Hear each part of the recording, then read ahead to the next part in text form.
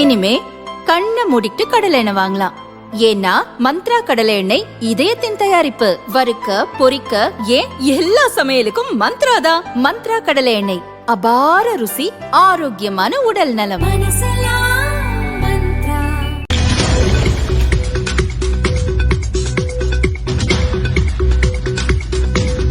நண்பர்கள் யார், துரோகிகள் யார் யார் என்பதை தொகுதி மறுவரையறை அடையாளம் காட்டியுள்ளது. பாஜகவுக்கு சாதகமான கருப்பு சட்டத்தை வீழ்த்த உதவிய அனைவருக்கும் நன்றி என முதல்வர் ஸ்டாலின் கூறினார். பிரிவினை சக்திகளை தோற்கடிப்போம் என ஸ்டாலின் தெரிவித்துள்ளார். பிரிவினை சக்திகளை தோற்கடித்து நீதியான ஒன்றுபட்ட இந்தியாவை நாம் ஒன்றிணைத்து உருவாக்குவோம் என்றார்.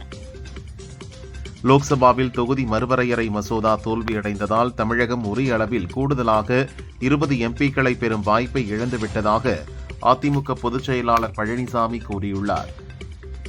இந்தியாவின் பன்முகத்தன்மையை அழிப்பதற்கு பாரதிய ஜனதா முயற்சிக்கிறது என முதல்வர் ஸ்டாலின் குற்றம் சாட்டினார். மாநில உரிமைகளை பறித்து சர்வாதிகார ஆட்சியை நிறுவ வேண்டும் என பாரதிய ஜனதா இலக்கு வைத்துள்ளது என்றார். மகளிர் மசோதாவை தடுத்து இந்தியா முழுவதும் உள்ள பெண்களுக்கு ஸ்டாலின் அநீதி இழைத்துள்ளார் என பழனிசாமி தெரிவித்துள்ளார். பெண்களின் அதிகாரமயமாக்கலுக்கு கிடைத்த இந்த வாய்ப்பை சீர்கெடுத்ததை கொண்டாடினீர்களா என கேட்டுள்ளார். இனிமேலாவது தமிழகத்தை உரசி பார்க்க வேண்டாம், தாங்க மாட்டீர்கள் என முதல்வர் ஸ்டாலின் கூறியுள்ளார். தேர்தலுக்கு முன் பிரதமர் மோடிக்கு பெரும் தோல்வி என்று தெரிவித்துள்ளார். ஸ்டாலினை பாரதிய ஜனதாவால் மிரட்டி பணிய வைக்க முடியாது என திருச்சி பிரச்சாரத்தில் ராகுல் பேசினார். ஊழலால் பாரதிய ஜனதாவின் பிடியில் அதிமுக சிக்கியுள்ளது என்றார். மத்திய அமைச்சர் அமித்ஷா சொல்வதை தமிழகத்தில் செய்யும் முதல்வர்தான் பாஜகவிற்கு தேவை. அதிமுக எப்போதோ அழிந்துவிட்டது. இப்போது இருப்பது முகமூடிதான், அதுவும் பாரதிய ஜனதாவினுடையது என ராகுல் பேசினார். பார்லிமெண்டில் பெண்களுக்கு 33% இடஒதுக்கீடு வழங்கும் மசோதாவை திமுக காங்கிரஸ் கூட்டணி தோற்கடித்துள்ளது. அந்த கூட்டணிக்கு தமிழக பெண்கள் வாக்களிக்க கூடாது என அண்ணாமலை வேண்டுகோள் விடுத்துள்ளார். நாமக்கல்லில் தொகுதி மறுவரையறை மசோதாவுக்கு முதல்வர் தீ வைத்தார். அந்த தீ பரவி டெல்லி வரை சென்று மசோதா தோல்வியடைந்தது என திருச்செங்கோடு பிரச்சாரத்தில் உதயநிதி பேசினார். மகளிருக்கு எதிராக துரோகம் செய்த ஸ்டாலின் வரலாற்றின் கருப்பு பக்கங்களில்தான் இடம்பெறுவார். அவரை மகளிர் சமுதாயம் ஒருபோதும் மன்னிக்காது என பாமக தலைவர் அன்புமணி விமர்சித்தார். எதிர்க்கட்சிகளின் கொண்டாட்டம் ஒவ்வொரு பெண்ணுக்கும் அவமானம் என மகளிர் இடஒதுக்கீடு மசோதா தோல்வி குறித்து மத்திய அமைச்சர் அமித்ஷா தெரிவித்தார். பெண்களுக்கு இடஒதுக்கீடு கிடைப்பதை தடுத்து நிறுத்தியதோடு அதை முதல்வர் ஸ்டாலின் பட்டாசு வெடித்து கொண்டாடியிருக்கிறார். இதற்கு எவ்வளவு கொடூர மனம் வேண்டும், அவரை வரலாறு ஒருபோதும் மன்னிக்காது என பாரதிய ஜனதா எம்எல்ஏ வானதி தெரிவித்துள்ளார். பிடிவாதம், குறுகிய கண்ணோட்டம் கொண்ட திமுகவால் தமிழகம் இன்னும் பலவற்றை இழக்க நேரிடலாம் என நிர்மலா சீதாராமன் தெரிவித்துள்ளார். வெறுப்புணர்ச்சி நிறைந்த எதிர்க்கட்சிகள் பெண்களுக்கு பிரதிநிதித்துவம் அளிக்கும் வாய்ப்பை இழக்க செய்தது என்றார். தேசிய ஜனதா கூட்டணியைச் சேர்ந்தவர் பூஜை செய்யத்தான் உரித்தானவர்கள் என கோவையில் பீகார் எதிர்க்கட்சித் தலைவர் தேஜஸ்வி யாதவ் தெரிவித்தார். முறையான மக்கள் தொகை கணக்கெடுப்பை எடுக்காமல் சட்ட மசோதாக்களை கொண்டு வருவது சரியானதல்ல என்றார். தமிழகத்தில் மதுபானம், நிலஒதுக்கீடு மற்றும் மணல் குவாரி ஒப்பந்தங்களில் ஸ்டாலின் குடும்பம் மிகப்பெரிய ஊழலில் ஈடுபட்டுள்ளதாக மத்திய அமைச்சர் பியூஷ் கோயல் குற்றம் சாட்டியுள்ளார். மோடி அரசு ஏற்கனவே நிறைவேற்றிய மகளிர் இடஒதுக்கீடு மசோதாவை கொண்டு வாருங்கள், நிறைவேற்றி தருகிறோம் என காங்கிரஸ் பொதுச் செயலாளர் பிரியங்கா கூறினார். மகளிர் இடஒதுக்கீடு மசோதாவை தோற்கடித்ததன் மூலம் பெண்கள் விரோத கட்சி என்ற அவப்பெயர் காங்கிரஸ் மீது விழுந்துள்ளதாக மத்திய அமைச்சர் கிரண் ரிஜிஜு தெரிவித்துள்ளார். மகளிர் இடஒதுக்கீடு மசோதாவை பார்லிமெண்டில் அறிமுகப்படுத்த கோரி திமுக சார்பில் நோட்டீஸ் அளிக்கப்பட்டது. மகளிர் மசோதா குறித்து விவாதிக்க வேண்டும் என்றும் வலியுறுத்தப்பட்டது.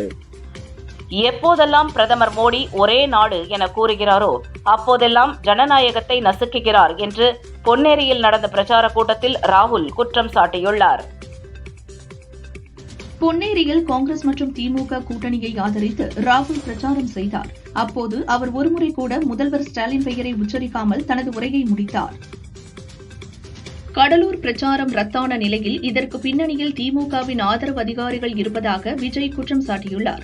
மேலும் பொய் வாக்குறுதிகள் தந்து மக்களை ஏமாற்றும் லிமிடெட் கம்பெனி திமுகவை இந்த தேர்தலில் ஆட்சிக்கு வரவிடாமல் லிமிட் செய்து மக்கள் வீட்டுக்கு அனுப்பப் போவது உறுதி எனவும் அவர் கூறியுள்ளார்.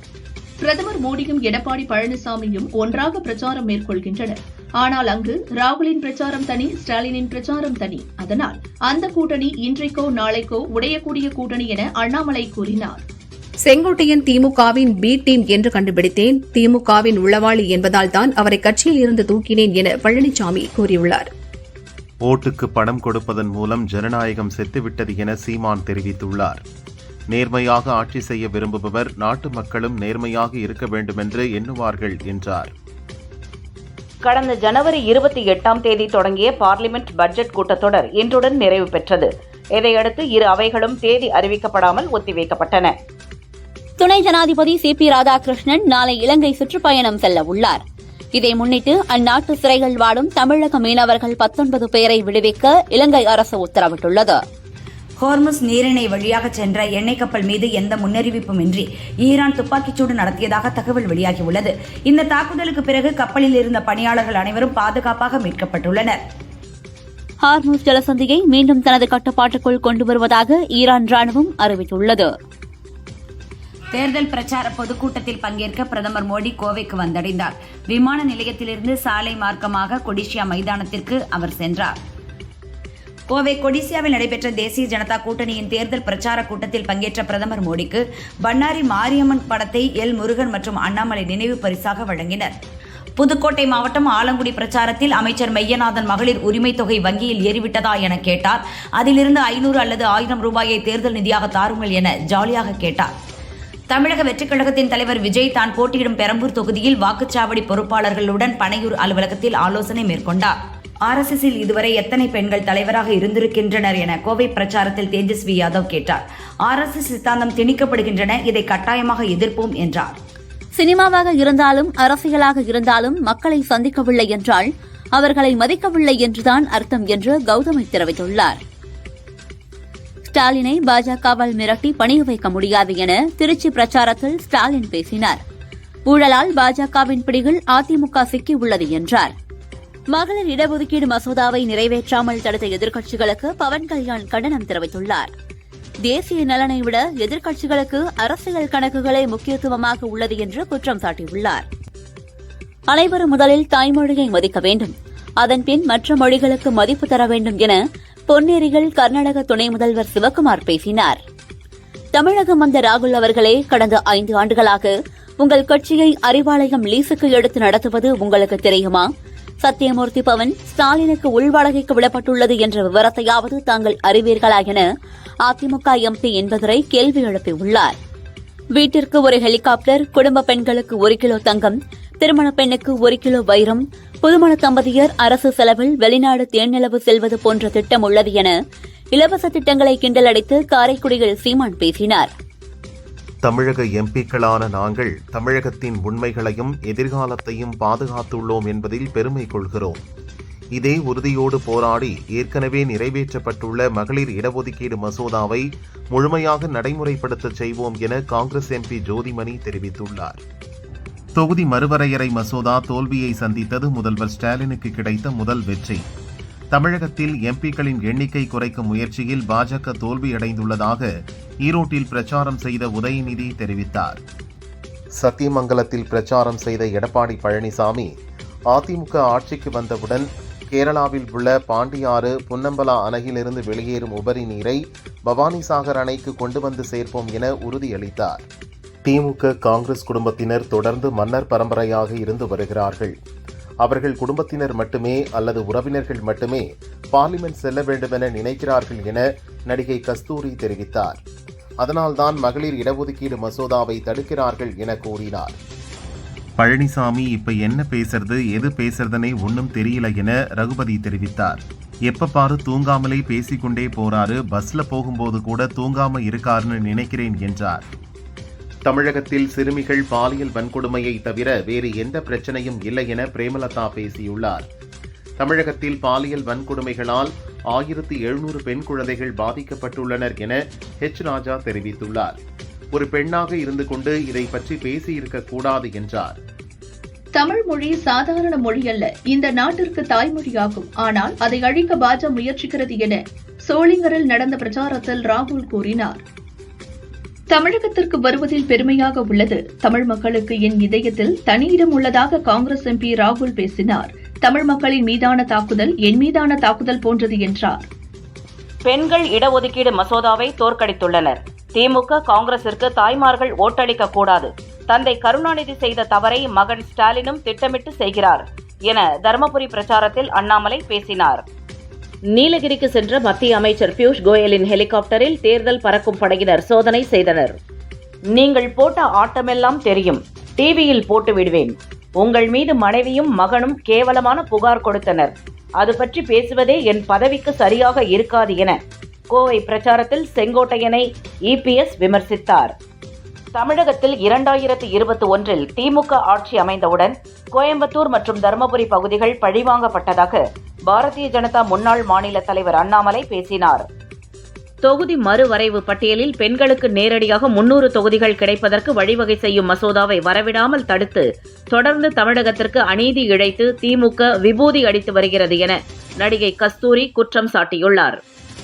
லோக்சபா எதிர்க்கட்சித் தலைவர் ராகுல் தேர்தல் பிரச்சாரம் மேற்கொள்ள சென்னை வந்தடைந்தார். அங்கிருந்து ஹெலிகாப்டர் மூலம் பொன்னேரிக்கு அவர் சென்றார். அம்மா உணவகத்தில் உணவின் தரம் குறைவாக இருப்பதாக புகார் வந்துள்ளது. அதிமுக ஆட்சிக்கு வந்தவுடன் ருசியான சுவையான உணவு வழங்கப்படும் என பழனிசாமி உறுதியளித்தார். அதிமுகவில் யாரையும் வளர விடாதவர் செங்கோட்டையன். சிறுமையாக பேச ஆரம்பித்து செல்வாக்கை இழந்துவிட்டார் என எடப்பாடி பழனிசாமி விமர்சித்தார். தாம்பரம் அருகே செம்பாக்கத்தில் உரிய ஆவணமின்றி கொண்டு செல்லப்பட்ட 1,02,00,000 ரூபாயை தேர்தல் பறக்கும் படையினர் பறிமுதல் செய்தனர். காங்கிரஸ் மூத்த தலைவர் ராகுல் இன்று தமிழகத்தில் பிரச்சாரத்தில் ஈடுபடுகிறார். இதைத் தொடர்ந்து 20ஆம் தேதி மீண்டும் தமிழகம் வரும் ராகுல் குளச்சல் நாகர்கோயிலில் பிரச்சாரம் செய்ய உள்ளார். மத்திய உள்துறை அமைச்சர் அமித் ஷா நாளை சென்னை மயிலாப்பூரில் பாஜக வேட்பாளர் தமிழிசையை ஆதரித்து பிரச்சாரம் மேற்கொள்ள உள்ளார்.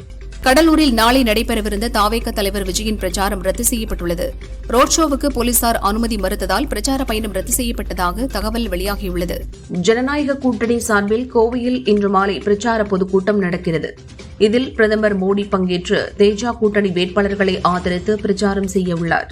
தீய சக்தி திமுகவை ஆட்சியில் இருந்து மக்கள் விரட்டியடிக்க வேண்டும், தேஜா கூட்டணியின் ஆட்சி மலர வேண்டும் என பாரதிய ஜனதா மாநில முன்னாள் தலைவர் அண்ணாமலை வலியுறுத்தியுள்ளார். பயங்கரவாத செயலுக்கு திட்டமிட்டு 4 பேரை தில்லி போலீசார் கைது செய்துள்ளனர். அவர்களிடமிருந்து வெடிமருந்துகள் கைப்பற்றப்பட்டுள்ளன. மேலும் மக்கள் அதிகம் கூடும் பகுதிகளில் ரிமோட் கட்டுப்பாட்டில் இயங்கும் பொம்மை கார்கள் மூலம் அவர்கள் தாக்குதல் நடத்த திட்டமிட்டது விசாரணையில் அம்பலமாகியுள்ளது. பிரதமர் மோடி தலைமையில் நடைபெற்ற மத்திய அமைச்சரவைக் கூட்டத்தில் விலைவாசி உயர்வை ஈடு செய்யும் வகையில் மத்திய அரசு ஊழியர்களுக்கு அகவிலைப்படி மற்றும் ஓய்வூதியதாரர்களுக்கு 2% அகவிலைப்படி உயர்வு செய்து அறிவிக்கப்பட்டுள்ளது. மகளிர் இடஒதுக்கீடு மசோதாவை தோற்கடித்து பெண்களின் தோல்வியை காங்கிரஸ் கொண்டாடுகிறது என மத்திய அமைச்சர் கிரண் ரிஜிஜு கூறினார். மேலும் மகளிர் உரிமைகளுக்காக பாரதிய ஜனதா அரசு தொடர்ந்து போராடி வருவதாக அவர் தெரிவித்தார். மத்திய அரசு கொண்டு வந்த தொகுதி மறுவரையறை மசோதா தோல்வியடைந்தது. ஜனநாயகத்திற்கு கிடைத்த மிகப்பெரிய வெற்றி என வயநாடு தொகுதி எம்பி பிரியங்கா தெரிவித்துள்ளார்.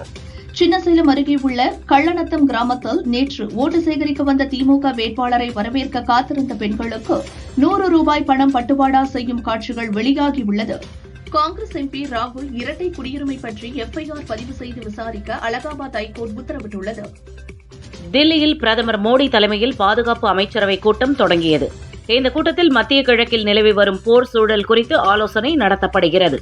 கடந்த 12 ஆண்டு கால மோடி ஆட்சியில் பார்லியில் தாக்கல் செய்த மசோதா தோல்வியடைவது இதுவே முதல் முறையாகும். இது தேஜா கூட்டணியினருக்கு அதிர்ச்சியை ஏற்படுத்தியுள்ளது.